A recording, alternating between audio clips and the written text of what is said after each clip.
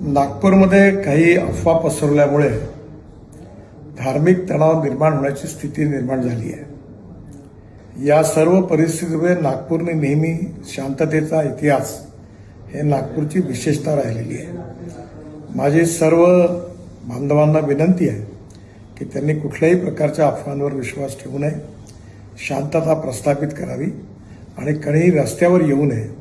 सगळ्यांनी कायदा आणि व्यवस्थेला सहकार्य करावं आणि सलोख्याचं आणि सौहार्दाचं वातावरण ठेवण्याची नागपूरची जी परंपरा आहे त्या परंपरेनुरूप आपला व्यवहार करावा। ज्या ज्या लोकांनी चुका केल्या असतील किंवा ज्यांनी गैरकायदेशीर कृत्य केले असतील त्यांच्यावर सरकार कारवाई करेल असा विश्वास मी आपल्या सगळ्यांना देतो। माननीय मुख्यमंत्र्यांनाही या संबंधातली सर्व माहिती मिळालेली आहे, त्यामुळे आपण कुठल्याही अफवांवर विश्वास न ठेवता आपण सगळ्यांनी सहकार्य करावं आणि प्रेमाचं, सौहार्दाचं